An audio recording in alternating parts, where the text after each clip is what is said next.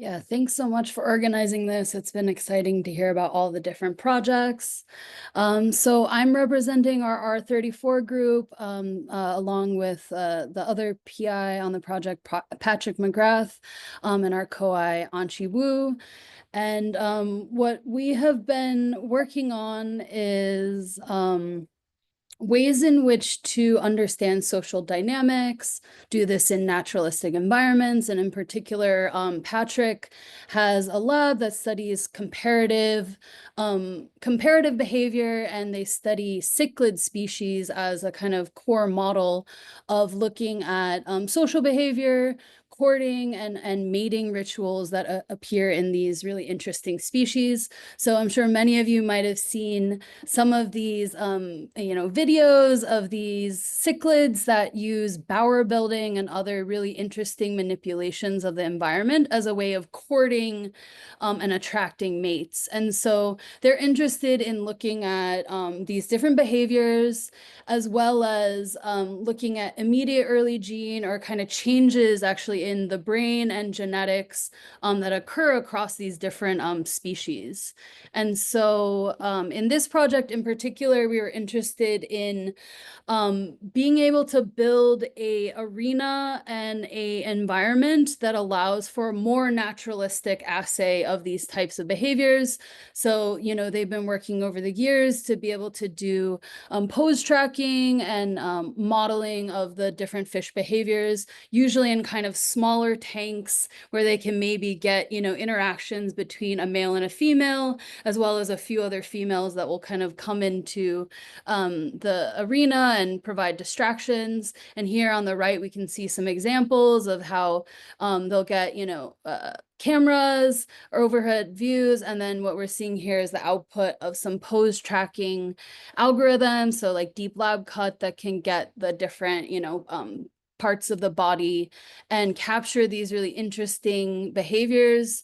This is a social behavior between the male and the female that involves this kind of quivering behavior of the tail, and then the female kind of courting or chasing around to the quivering. So you see these really interesting social and very repeatable behaviors amongst the animals. And so the goal of our project was to first build this open arena, so a 500-gallon tank that could allow for supporting multiple fish with the bower building in this more naturalistic setting, as well as methods to be able to extract behavioral signatures from those data across multiple timescales, and also incorporate contextual information about the environment as well.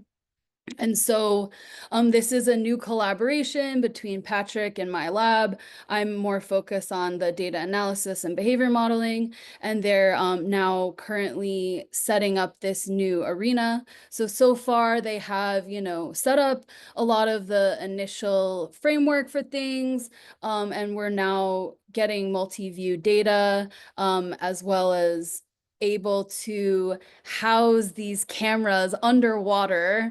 So the idea is that within this large tank, we're going to have multiple underwater mounted cameras that can provide more 3D and more rich information about the different behaviors. Also in their work, they've done a lot to look at the deviations of the sand and the environment, right, that happen with the different bower building using depth sensing. So we'll also be tracking changes to the environment, which we know are really important in driving and motivating females towards, those males that have the largest or more complex bowers. In addition, we're developing a lot of new AI tools that will allow us to process these types of complex interactions. So in my lab, we've developed a number of tools for self-supervised learning from behavioral data involving multiple animals and multiple agents.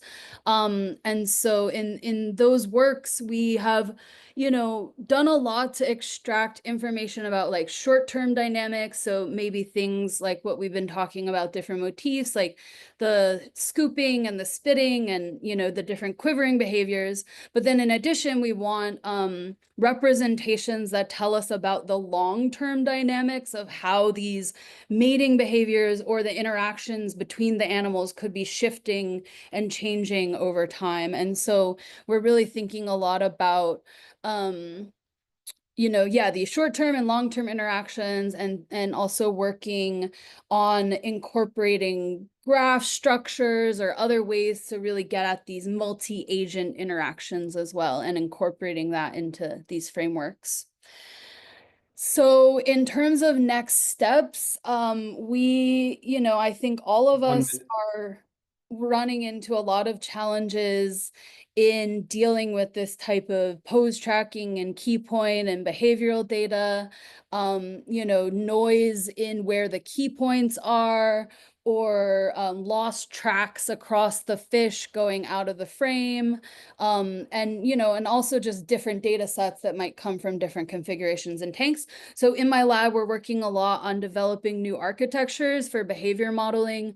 And we're hoping that, with these types of projects, especially with all these new data stores that the Ember folks are creating, that we can actually build robust kind of, large scale models that could work on many different types of animals, and have as much data as possible to kind of learn from these interactions. So yeah, we're working on new architectures. And then moving forward, there's an important aspect of this program, which has to do with, integrating neural activity. And so we're already seeing that immediate early gene signatures can give us some insight into different areas of the brain to target in some of these mating and courting behaviors. And so it would be exciting to talk to other folks here that are capturing neural data in fish.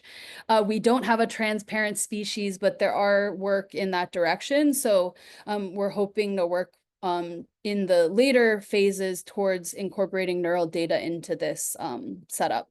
And so the team consists of, Patrick, and they're doing a lot of comparative and social behavior.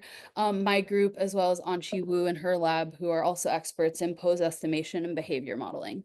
Okay, thank you.